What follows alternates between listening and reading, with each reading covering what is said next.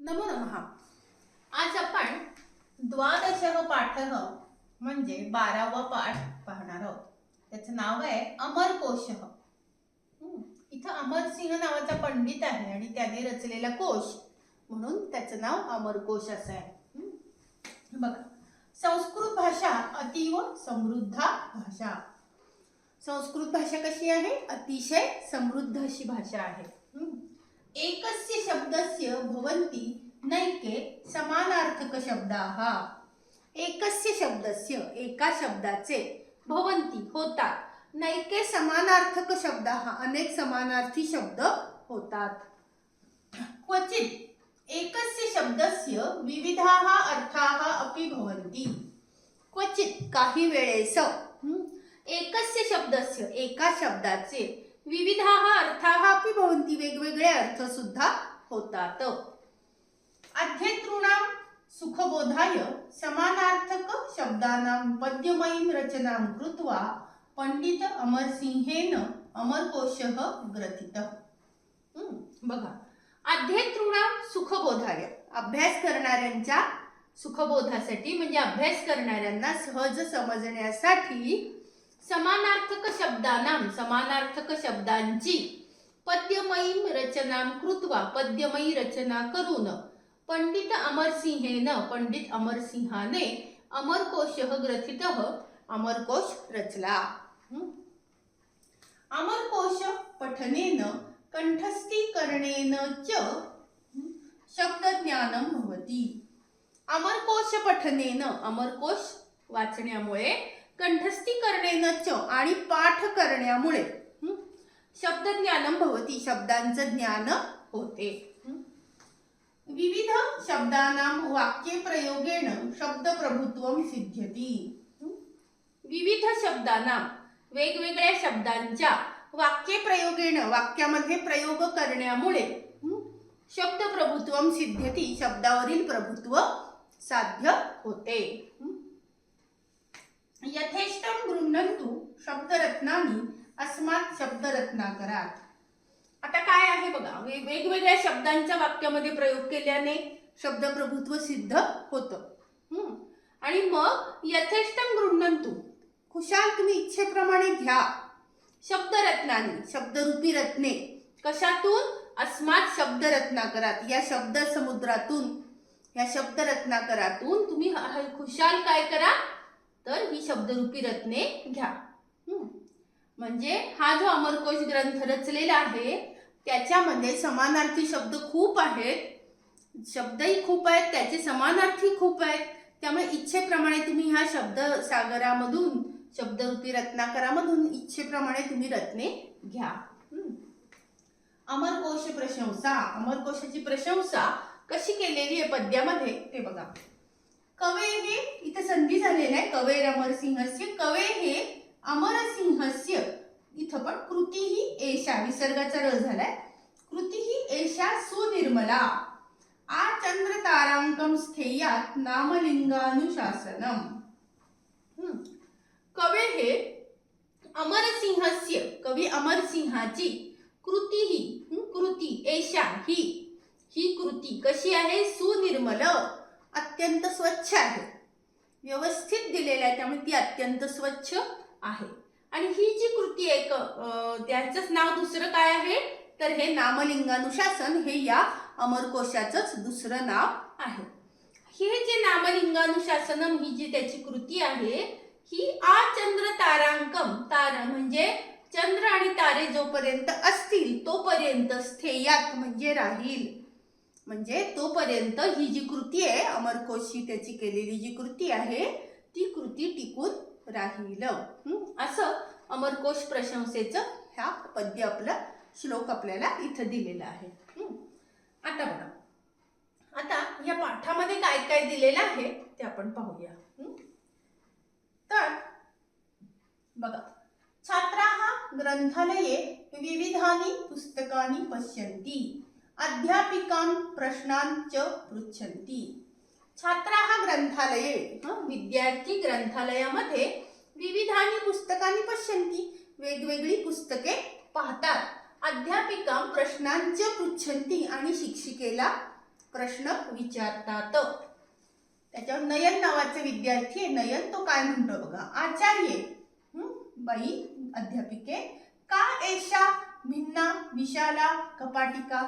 आता सगळी मुलं कुठं आलेली आहेत? ग्रंथालयामध्ये आलेली आहेत. आणि मग ग्रंथालयामध्ये एक कपाट दिसतंय मोठं, म्हणून नयन प्रश्न काय विचारतोय, का एषा भिन्ना म्हणजे ही कपाटिका स्त्रीलिंगी असल्यामुळे ही म्हटलेलं आहे. हे भिन्न वेगळे, विशाल म्हणजे मोठे असे कपाट कोणते आहे? हे वेगळे मोठे कपाट कोणते आहे असं नयन शिक्षिकेला प्रश्न विचारतोय. अहो कियन्तः विविधाः कोशाः एतस्यां वर्तन्ते. अहो इथं काय आहे? उद्गार काढलेले आहे. केवढे हे विशाल कोश, वेगवेगळे कोश एतस्यां वर्तन्ते ह्याच्यामध्ये आहेत, म्हणजे या कपाटामध्ये केवढे वेगळे कोश आहेत. हे कुठलं आहे कपाट असं तो म्हणतो. अध्यापिका उत्तर देतात. आम होय, सर्वेषां शास्त्राणां अध्ययनार्थम एते कोशाः आवश्यकाः. अध्यापिका काय म्हणतात? सर्व शास्त्रांच्या अध्ययनार्थम अभ्यासासाठी एते कोशाः आवश्यकाः हे कोश आवश्यक आहेत. सुमेधा त्याच्यावर काय म्हणते बघा. कोशः नाम किम. आता सुमेधाने मूळच प्रश्न विचारलेला आहे. ती काय म्हणते? कोश म्हणजे काय?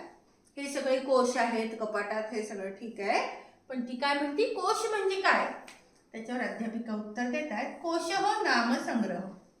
कोश म्हणजे संग्रह. यथा जसे वयम वित्तकोशे धनस्य संग्रहणं कुर्मः. वित्तकोश म्हणजे बँक. मग जसे आपण बँकेमध्ये पैशाचा संग्रह करतो, तथैव तसेच तथा एव भाषाकोशे शब्दानां संग्रह भवति. मग तसंच भाषाकोशामध्ये शब्दांचा संग्रह होतो. श्रेया कह तस्य उपयोगः. मग श्रेया काय म्हणते? त्याचा उपयोग काय? म्हणजे भाषाकोशांमध्ये शब्दांचा संग्रह होतो हे ठीक आहे, पण त्याचा उपयोग काय आहे? अध्यापिका सुयोग्य प्रश्न, योग्य प्रश्न, चांगल्या प्रकारे योग्य प्रश्न असा विचारलेला आहे. संभाषणे लेखने च भाषा प्रभुत्वं प्राप्त्यर्थं तथा एव नैकेषां विषयाणां ज्ञान प्राप्त्यर्थं शब्द संपत्तेः संग्रहणं अतीव आवश्यकम. बघा काय उपयोग सांगितलेले अध्यापिकांनी. तर संभाषणामध्ये लेखने च आणि लेखनामध्ये भाषा प्रभुत्वं प्राप्त्यर्थं भाषेवरील प्रभुत्व प्राप्त करण्यासाठी तथैव तसेच नैकेषां विषयाणां ज्ञानप्राप्त्यर्थं अनेक विषयांचे ज्ञान प्राप्त करण्यासाठी शब्दसंपत्तेः संग्रहणं अतीव आवश्यकम. शब्दसंपत्तीचं संग्रहण करणे, शब्दसंपत्तीचा संग्रह करणे अतिशय आवश्यक आहे. अस्माकं ग्रंथालये संस्कृतिकोशाः, चरित्रकोशाः, विश्वकोशाः, सुभाषितकोशाः च इत्यादयः बहवः कोशाः वर्तन्ते. मग काय म्हणतात अध्यापिका? अस्माकं ग्रंथालये आपल्या ग्रंथालयामध्ये संस्कृतिकोशाः, चरित्रकोशाः वेगवेगळी चरित्र संस्कृतिकोशाः, चरित्रकोशाः, विश्वकोशाः, सुभाषितकोशाः च म्हणजे विश्वकोश आणि सुभाषितकोश इत्यादयः इत्यादी बहवः कोशाः वर्तन्ते पुष्कळ कोश आहेत. तेषु अमरकोशः नाम कश्चन विशेषः कोशः. तेषु त्यांच्यामध्ये अमरकोश नावाचा कश्चन विशेषः कोश, एक वेगळाच विशेष असा कोश आहे. आता स्वप्नील काय म्हणतो बघूया. बघा स्वप्नील म्हणतो अमरकोशः म्हणजे अमरकोशः इति नाम किमर्थम. अमरकोश हे नाव कशासाठी? म्हणजे हा समानार्थी शब्दांचा जर कोश आहे तर याला अमरकोश हे नाव का दिलेलं आहे? कशासाठी? किम विद्यते अस्मिन् कोशे. किम विद्यते काय आहे अस्मिन् कोशे या कोशामध्ये. काय या कोशामध्ये, याला अमरकोशाचं नाव का दिलेलं आहे, असा स्वप्नील प्रश्न विचारतो. अध्यापिका काय उत्तर देतात बघा. एषः संस्कृत शब्दानां संग्रह ग्रंथः. अमरकोश हा काय आहे, तर संस्कृत शब्दांचा संग्रह ग्रंथ आहे. अमरसिंह नाम पंडितः एतस्य रचयिता. अमरकोश नावाचा पंडित एतस्य रचयिता ह्याचा रचनाकार आहे. अतः म्हणून कोशस्य नाम, म्हणून या कोशाचे नाव काय, अमरकोशः इति, म्हणून या कोशाचं नाव अमरकोश असं आहे. म्हणजे याचा रचनाकार कोण आहे, तर अमरसिंह नावाचा पंडित आहे, म्हणून कोशाचं नाव अमरकोश आहे. पुरातन काले यदा छात्राः अध्ययनार्थं गुरुकुलं प्रविशन्ति स्म तदा अध्ययनारंभे ते अमरकोशं कंठस्थं कुर्वन्ति स्म. बघा, पुरातन काले, पूर्वीच्या काळी, यदा जेव्हा, छात्राः विद्यार्थी, अध्ययनार्थम अभ्यासासाठी, गुरुकुलम प्रविशन्ति स्म गुरुकुलामध्ये प्रवेश करत असत, तदा तेव्हा, अध्ययनारंभे अभ्यासाच्या सुरुवातीला, म्हणजे अभ्यास सुरू करताना, ते अमरकोशम कंठस्थम कुर्वन्ति, ते अमरकोश पाठ करत असत. अधुना अपि, आता सुद्धा, तथैव प्रवर्तते तसेच सुरू आहे. म्हणजे आता सुद्धा आपण कुठल्याही अभ्यासाच्या आधी शब्दसंपत्ती पाहतो, शब्दसंपत्ती वाढवायसाठी प्रयत्न करतो, त्यामुळं आता सुद्धा तसंच सुरू आहे. पुढं आर्या. साश्चर्यम म्हणजे आश्चर्याने, किम कोशः कंठस्थी कर्तुं शक्यः. मग तिला प्रश्न काय पडलेला आहे बघा. तेन कः लाभः भवति. आता गुरुकुलात प्रवेश केल्यावर ते अमरकोश हा ग्रंथ विद्यार्थी पाठ करतात, बरोबर. मग हिला आर्याला प्रश्न काय पडते, आश्चर्याने ती काय म्हणते, किम काय, कोशः कंठस्थी कर्तुं शक्यः, एक अख्खा कोश, एक अख्खा ग्रंथ पाठ करणं शक्य असं ती म्हणते. आणि तेन कह लाभन, त्याचा काय फायदा एवढं पाठ करून, असं तिला म्हणायचंय. अध्यापिका. अथ किम, होय तर, पद्यमयः एषः ग्रंथः गेयः. ते काय म्हणतात की पद्यमय असलेला हा ग्रंथ जो आहे तो गेय आहे. गेय म्हणजे तो गाऊन, चालीत असं म्हणता येण्यासारखा हा ग्रंथ आहे. अतः म्हणून, श्लोकानां सुभाषितानां पठनम इव तस्य कंठस्थीकरणम अतीव सुलभम. म्हणून त्या काय म्हणतात, श्लोकानां, श्लोकांच्या, आणि सुभाषितांच्या, पठनमिव त्याच्या वाचनाप्रमाणे किंवा त्याच्या म्हणण्याप्रमाणे, तस्य कंठस्थीकरणम त्याचं कंठस्थीकरण म्हणजे अमरकोशाचं कंठस्थीकरण काय आहे, अतीव सुलभम अतिशय सोपं आहे. तत्र एकस्य शब्दस्य कृते नैके समानार्थक शब्दाः वर्तन्ते. तेथे म्हणजे कुठे, तर त्या कोशामध्ये एकस्य शब्दस्य कृते एका शब्दाच्या साठी नैके समानार्थक शब्दाः वर्तन्ते अनेक समानार्थक शब्द आहेत. क्वचित काही वेळेस एकस्य शब्दस्य नैके भिन्नाः अर्थाः अपि वर्तन्ते. काही वेळेस एका शब्दासाठी अनेक भिन्न अर्थ सुद्धा होतात. पुढे बघा, म्हणजे एकच शब्दांसाठी जे जे काही समानार्थी शब्द दिलेले असतात त्याचे अर्थ वेगळे वेगळे होतात. म्हणजे काय की आता समजा आपण काय आहे, पक्षी हा शब्द आहे, ओके नाही, आणि त्याला आपण समानार्थी शब्द घेतला तर त्याला समानार्थी शब्द खगः आणि विहगः असे येतात त्याच्यामध्ये. खगःचा जी व्युत्पत्ती ती वेगळी, खम गच्छति इति खगः, आकाशात जातो तो पक्षी, आणि विहगचे पण काय आहे, विहायस म्हणजे आकाश, विहायसम गच्छति इति म्हणजे सुद्धा आकाशात जातो असा पक्षी, पण त्याची फोड ही शब्द आणि हे वेगळे वेगळे येतात. लक्षात आलं. तर असं आहे. किंवा वृक्षाला समानार्थी शब्द आहे तो पादपः. पाद म्हणजे पाय, पायांनी पितो असा पाणी, तो पादप झालेला आहे. लक्षात आलं. तर असं एका शब्दाचे जे समानार्थी शब्द आहेत त्यांचे अर्थ वेगळे वेगळे होतात. पुढे बघा. तर शब्दस्य कृते नैके समानार्थक शब्दाः वर्तन्ते. एकस्य शब्दस्य बघा, एकस्य शब्दस्य नैके भिन्नाः अर्थाः अपि वर्तन्ते. एका शब्दाचे अनेक वेगवेगळे अर्थ सुद्धा होतात. अतः तस्य पठनेन, म्हणून त्याच्या पाठ करण्यामुळे किंवा वाचण्यामुळे अस्माकं शब्दसंपत्ती ही वृद्धिं गच्छति. त्याच्या पाठ करण्यामुळे आपली शब्दसंपत्ती वृद्धिं गच्छति, वाढते. अस्माकं स्मरणशक्तिः धारणाशक्तिः च वर्धते आणि उच्चारणम अपि शुद्धं भवति. अस्माकं आपली स्मरणशक्ती ही स्मरणात ठेवण्याची शक्ती, धारणाशक्ती म्हणजे ग्रास्पिंग पॉवर च वर्धते, वाढते. उच्चारणम अपि शुद्धं भवति आणि ते सतत वाचण्यामुळे अमरकोश काय होतं, उच्चारण सुद्धा शुद्ध होतं. नयन काय म्हणतो, वयमपि अमरकोशम कंठस्थं कुर्याम. मग नयन म्हणतो आम्ही सुद्धा काय आहे, अमरकोश पाठ करू. तस्मिन् कति श्लोकाः सन्ति. मग त्याच्यामध्ये म्हणजे त्या अमरकोशामध्ये किती श्लोक आहेत. त्याच्यावर पुढे बघा, अध्यापिका काय म्हणतात.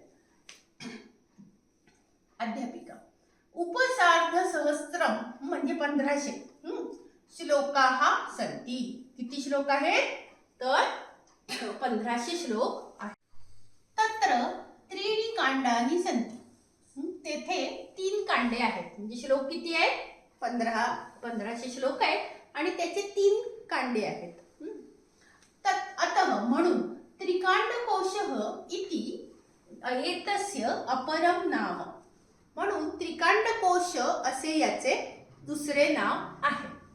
तथा तसेच नामलिंगानुशासनम इति नामना अपि विख्यातः एषः कोशः. तसेच नामलिंगानुशासनम इति नामना या नावाने अपि सुद्धा विख्यातः एषः कोशः, हा कोश प्रसिद्ध आहे. त्याच्यावर सुमेधा प्रश्न विचारते, नामलिंगानुशासनम इति शब्दस्य कः अर्थः. सुमेधा प्रश्न काय विचारते, नामलिंगानुशासनम इति शब्दस्य, या शब्दाचा कः अर्थः, कोणता अर्थ आहे. मग अध्यापिका काय म्हणतात, तदपि अस्य ग्रंथस्य अपरम वैशिष्ट्यम. तदपि ते सुद्धा अस्य ग्रंथस्य, या ग्रंथाचे अपरम वैशिष्ट्यम म्हणजे दुसरे वैशिष्ट्य आहे. अत्र न केवलम समानार्थक शब्दाः, येथे केवळ समानार्थक शब्दच नाहीत, अपितु म्हणजे तर तेषां लिंग निर्देशः कृतः. म्हणजे नुसतेच इथे समानार्थी शब्द दिलेत असं नाही. इथं न केवलम समानार्थक शब्दाः, समानार्थकच शब्द आहेत असे नाही, तर तेषां त्यांचं म्हणजे त्या समानार्थी शब्दांचं लिंग निर्देश अपि कृतः, लिंगांचा निर्देश सुद्धा केलेला आहे.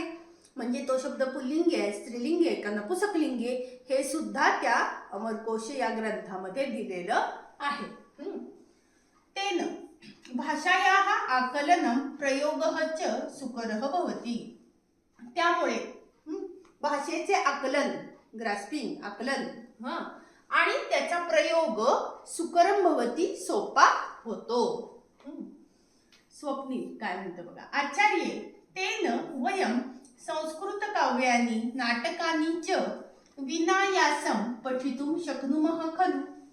मग काय म्हणतोय स्वप्नील की आचार्य बाई तेन त्यामुळे काय, अमरकोशांचं लिंग निर्देश हे सगळं दिलंय. त्यामुळे वयम आम्ही संस्कृत काव्यानि नाटकानि च, संस्कृतची काव्ये आणि नाटके विनायासम म्हणजे सहजपणाने, आयास म्हणजे प्रयत्न, सहजपणाने पठितुं शक्नुमः खलु.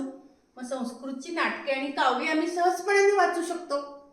कारण का, तर आम्हाला शब्द समजणार ना सगळे, मग आमची शब्दसंपत्ती वाढलेली असेल. त्यामुळे आम्ही संस्कृतची काव्ये आणि नाटके सहज वाचू शकतो. अध्यापिका, निश्चयेन, नक्कीच.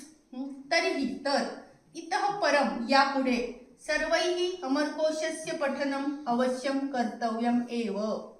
त्यामुळे इतः परम, यापुढे सर्वैः सर्वांनी अमरकोशस्य पठनम, अमरकोशाचं वाचन अवश्यम कर्तव्यम एव, अवश्य करायला हवं. म्हणजे अशा प्रकारे अमरकोश हा समानार्थी शब्दांचा जो ग्रंथ आहे त्याचं महत्त्व काय आहे आणि त्याचा उपयोग काय आहे हे आपल्याला या पाठावरनं समजतं. असा हा आपला पाठ झालेला आहे.